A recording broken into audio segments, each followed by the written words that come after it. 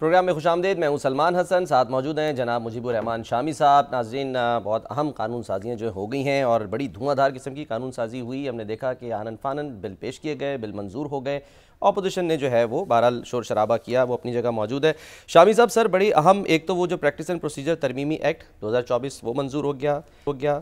Supreme court میں سر ججز کی تعداد بڑھانے کا بل, تعداد 34 ہو گئی اور 9 سے 12 جو ہے تعداد ہو گئی ہائی کورٹ میں, جبکہ اسلام آباد ہائی کورٹ میں سر. اور پاکستان آرمی ترمیمی بل 2024 آرمی ایکٹ 1952 میں ترمیم ہو گئی ہے. اب سروسز چیفز کی جو مدت ملازمت ہے وہ سر بڑھا کر 3 سے 5 سال کر دی گئی ہے.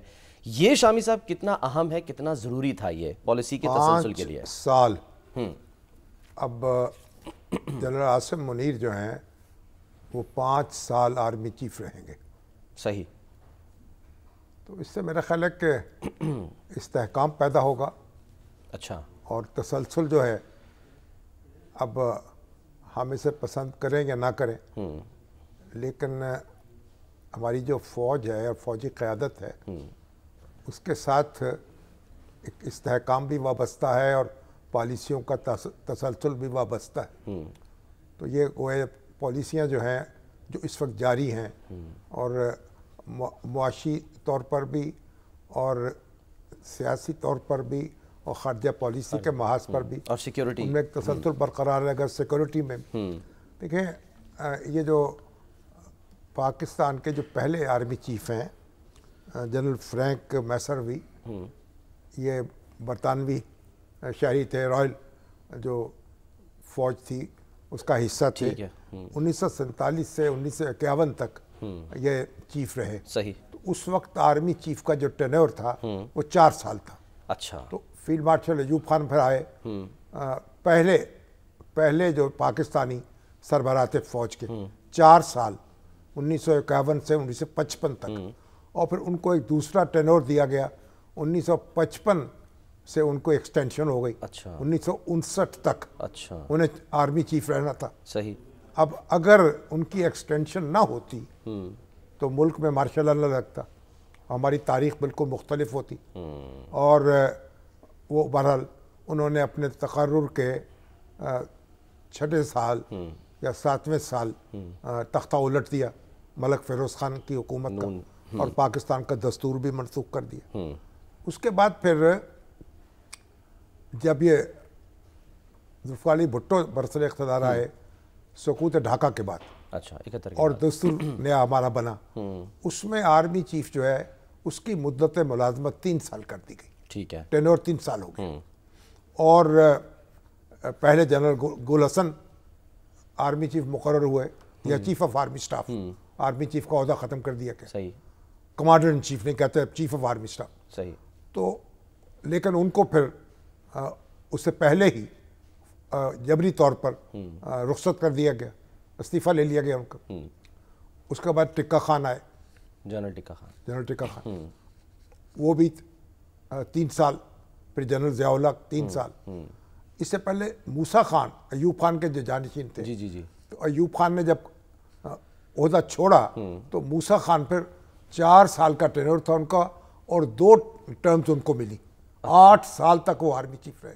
ٹھیک ہے. اب یہ جو 3 سال کا ٹینور ہے, پھر اس کے بعد وہی چلتا رہا, لیکن اس میں بھی ایکسٹینشن ملی.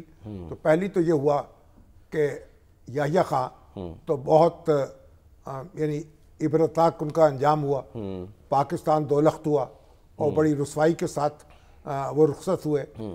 پھر جنرل ضیاء الحق جو ہیں, جب وہ برسر بھٹو صاحب نے ان کا تقرر کیا, وہ 7ویں نمبر پر یا 6 نمبر پر تھے, جونیئر جرنیل تھے, اور ان کا ٹینور جو تھا 3 سال کا تھا. لیکن جب انہوں نے اقتدار سنبھالا تو پھر اس کے بعد انہوں نے ایکسٹینشن دے دی اپنے آپ کو ٹل فردر آرڈرز, اور طویل عرصے تک وہ 1977 کے بعد آپ دیکھیں یعنی تا مرگ اور تا حیات سمجھے کہ وہ آرمی چیف رہے. بالکل. کیونکہ وہ اس نتیجے پہ پہنچے تھے کہ ایوب خان کا زوال اس لیے ہوا اور فوج نے یحییٰ خان نے ان کے احکامات ماننے سے اس لیے انکار کیا کہ وہ وردی اتار چکے تھے.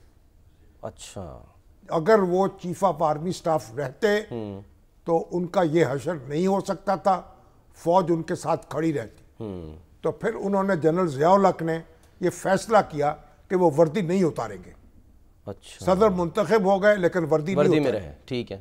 پھر اس کو فالو کیا جنرل پرویز مشرف نے بھی, لیکن انہوں نے سر وردی اتاری بعد, انہوں نے کہا وردی نہیں اتاروں گا میری کیونکہ کھال وردی ہے, میں میری طاقت ہے, اور میری کھال ہے, یہ کہتے ہیں میری کھال ہے.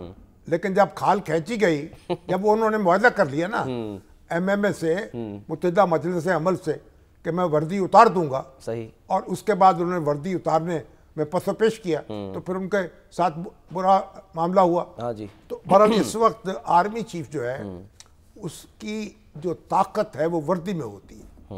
جنرل اشفاق پرویز کیانی کو بھی پوری ایک ٹینور جو ہے, ہاں جی, اس کی ایکسٹینشن ملی. لیکن جو ہمارے نواز شریف صاحب تھے وہ ایکسٹینشن کے قائل نہیں تھے. انہوں نے جنرل راحیل شریف کو ایکسٹینشن نہیں دی, اور باجوہ صاحب کو بنا دیا چیف آف آرمی اسٹاف, اور پھر اس کو بھگتا انہوں نے. اور باجوہ صاحب نے ایک ایکسٹینشن لی, اس کے بعد دوسری کی تیاری کر رہے تھے کہ وہ پھر ان کو رخصت ہونا پڑا.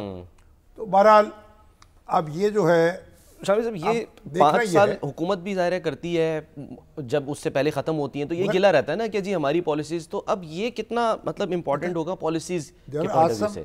منیر جو ہیں اس وقت میرا خیال ان کی 56 سال کی عمر ہے, گویا ان کا اگر ٹینیور ختم ہو جائے 68 میں, تو اس وقت بھی وہ 60 سال کے نہیں ہوتے. نہیں, جو ریٹائرمنٹ کی ایج ہے وہ 60 سال ہے ایک جنرل کی. صحیح, اور انڈیا میں بھی ٹینیور 3 سال کا ہی ہے. صحیح ہے, لیکن ریٹائرمنٹ ایج جو ہے وہ 62 سال زیادہ ہے.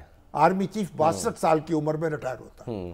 اور ہم جو جنرل عاصم منیر جو ہیں وہ ایک بہت, یعنی ان کی عمر کم ہے, وہ اس وقت 56 سال کے ہیں. وہ اگر 60 سال کی عمر کو پہنچے تو 4 سال ان کو مزید چاہیے. اب دیکھنا یہ ہوگا کہ 5 سال کے بعد آیا توسیع دی جائے گی یا یہ فیصلہ کر لیا جائے گا کہ اب آرمی چیف کو توسیع نہیں دی جائے گی اور 5 سال جو ہے وہی ٹینور ان کا ہوگا. اور اگر ان کو توسیع ملے گی کسی آرمی چیف کو تو گویا 10 سال کا ٹینور ہو جائے گا. اچھا, یہ ممکن ہے, یہ ممکن ہے آپ کے خیال میں؟ نہیں, ہر چیز ممکن ہے پاکستان. جنرل ضیاء الحق دیکھیں نا, کتنا لمبا ٹینور رہا ان کا. پرویز مشرف دیکھیں کتنا لمبا ٹینور رہا ان کا.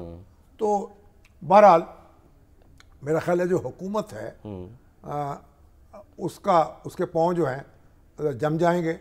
سر وہ جو ایک ٹینشن ہوتی تھی ایکسٹینشن کی, وہ بھی ختم کہ بھئی ٹھیک ہے اب ایک آرمی چیف ہے, پتہ ہے کہ 5 سال رہنا ہے, وہ پالیسیز جو بھی حکومت ان کے ساتھ لے کے چلے گی ایک پیج پر آئیں گے, وہ کم از کم تسلسل تو رہے گا نا. جتنے آپ نکال لیں اس میں, اچھا, اس طرف سے نکال لیں یا اس طرف سے نکال لیں. اچھا, ہاں جی,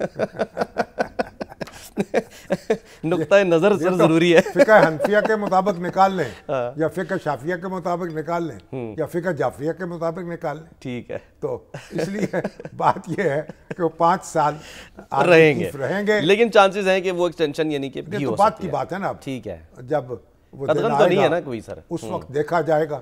اور اب اگر ان کی صحت تو ماشاءاللہ بہت اچھی ہے اور وہ سرو کر سکتے ہیں, اب دیکھتے ہیں اس وقت پھر بعد میں کون سی حکومت ہوگی اور کیا معاملہ ہوگا. ٹھیک ہے. اچھا سر, ججز کی تعداد پر بحث چڑھی تھی کہ جنرل عاصم منیر کی ایکسٹینشن ہوگی یا نہیں ہوگی, وہ بحث ختم ہو گئی.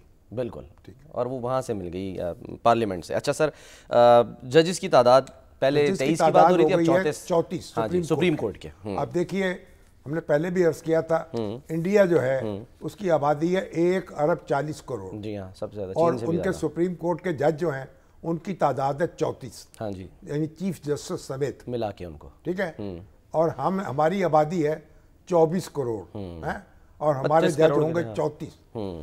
تو کہا کسی مسائل زیادہ ہیں ہمارے سر. وہ ہمارے دوست ہیں نور اللہ صاحب, بڑے یوٹیوب پر ان کی دھوم ہے. اچھا, کیا کہتے ہیں؟ میرے پاس ہے, انہوں نے کہا کوئی معاملہ تو ایسا ہوا کہ ہم نے انڈیا کی برابری کر لی. اوہ, ججز کے معاملے میں کر لی.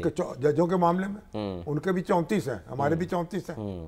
تو آبادی جو ہے چاہے جتنی کم ہو, تو بہرحال اب ہمارے حامد خان صاحب تو کہتے رہے کہ ملک جو ہے وہ غریب ہے اور ججوں پہ اخراجات بھی ہوتے ہیں, مگر کسی نے ان کی بات سنی نہیں. اور اب یہ منظور ہو گیا. اب 34 یہ دیکھیے ایک آرڈنری قانون کے ذریعے سے, ایکٹ آف پارلیمنٹ کے ذریعے سے یہ تعداد میں اضافہ ہو گیا. ٹھیک ہے, ترمیم نہیں کرنی پڑی اس کے لیے, ترمیم نہیں کرنی, اس کے لیے ترمیم کی ضرورت نہیں ہے. لیکن اب اسے تعداد کم کرنے کے لیے پھر ترمیم کی ضرورت ہوگی. اچھا, اگر حکومت جو ہے تعداد کم کرنا چاہے, کوئی آنے والی حکومت, ہاں نیکسٹ حکومت جو بھی کر نہیں سکے گی. کیونکہ جب ایک دفعہ 34 جج مقرر ہو جائیں گے تو پھر کسی جج کو آپ گھر تو بھیج نہیں سکتے. اس کے لیے تو پھر دستوری رکاوٹ ہے. ایک دفعہ جو جج مقرر ہو جاتا ہے اس کو تو پھر آپ اسے منصب سے ہٹا نہیں سکتے, الا یہ کہ اس کے خلاف ریفرنس سپریم جوڈیشل کاؤنسل میں. تو پھر ایسی صورت میں تو آئین میں ترمیم کر کے تعداد کم کر سکیں گے, کسی ججوں کو گھر بھیج سکیں 2/3 اکثریت سے. ہاں جی, اب یہ مستقل ہے. 34 جج جو ہیں, اب کہا گیا ہے کہ یہ جج جو ہیں کیونکہ کانسٹیٹیوشنل بینچ بھی بننا ہے, ہاں جی, تو 6-7 جج اس میں بھی چلے جائیں گے, مصروف ہوں گے, اس لیے تعداد کو بڑھایا گیا ہے. لیکن بہرحال جو بھی ہے, اب یہ جتنے بھی ہمارے سیاسی معاملات ہیں یہ تو ایسا ہی ہے نا, اس میں دو رائے تو ہوتی ہیں نا. آپ ادھر سے دلائل دے دیں یا ادھر سے دلائل دے دیں. جب 23 کر رہے تھے تو یہی کہہ رہے تھے حکومت اپنی مرضی کے کوئی اسلام آباد ہائی کورٹ کی تعداد جو ہے 12 ہو گئی ہے. اصل میں تو اسلام آباد ہائی کورٹ کی جو ساخت ہے نا, جب اسی میں ایک الجھن ہے. وہ کیا ہونا تو یہ چاہیے تھا کہ اسلام آباد ہائی کورٹ کے جو جج ہیں نا, وہ مختلف عدالتوں سے, ہائی کورٹ سے وہ آتے 3 سال کے لیے یا 4 سال کے لیے ڈیپوٹیشن پہ آتے اور روٹیٹ کرتے چلے جاتے. اس میں پھر سارے صوبوں کی نمائندگی بھی ہو جاتی. اب تو جو ایک دفعہ جج مقرر ہوگا, جب تک وہ سپریم کورٹ نہیں جائے گا وہ تو وہیں رہے گا اسلام آباد. تو اب وہ مستقل طور پر یعنی طویل عرصے تک وہ جج وہاں رہیں گے, اس کے اپنے مسائل بھی پیدا ہوتے ہیں اس سے. تو بہرحال یہ جو دونوں بنیادی تبدیلیاں ہو گئی ہیں, اللہ تعالیٰ مبارک کرے اور پاکستان جو ہے اس سے کوئی سکون ملے, کوئی اطمینان ہو, کہ ہم ایک دوسرے کو برداشت کرنے کی عادت ڈالیں. تو ہم نے تو ہر وقت دھما چوکڑی مچانی ہے نا, تو ہماری دھما چوکڑی جو ہے وہ بھی, اس کو بھی کوئی قرار نصیب ہو, کوئی دوام ملے اس کو, دوام نہ ملے. اچھا ہاں, قرار آ جائے, صحیح بات. اچھا سر, اب ذرا ضروری ہے کیونکہ ٹائم تھوڑا سا آج ہمارا کم تھا. بشرا بی بی صاحبہ جو ہیں وہ عدالت میں آج اسلام آباد کورٹ میں وہاں رو پڑی سر, وہاں پہ رو پڑی. ظاہر کہ کیا کہیں گی, دل ہی تو ہے نہ سنگ و خشت, درد سے بھرنا آئے کیوں, روئیں گے ہم ہزار بار کوئی ہمیں ستائے کیوں. دیکھیں بات یہ ہے, بشرا بی بی ایک خاتون خانہ ہیں اور ان کو ایک طویل اس سے سب مصائب سے گزرنا پڑا ہے. تو بہرحال اگرچہ کہ ان کی جو شہرت تو ہے نا کہ بڑی اللہ لوگ ہیں, لگاؤ رکھتی ہیں اور صبر اور قرار ان کو آتا ہے, اللہ پہ اعتماد ہے. بہرحال اللہ تعالیٰ ان کے حوصلے جو ہیں ان کو برقرار رکھے اور ان کے مصائب جو ہیں وہ کم کرے.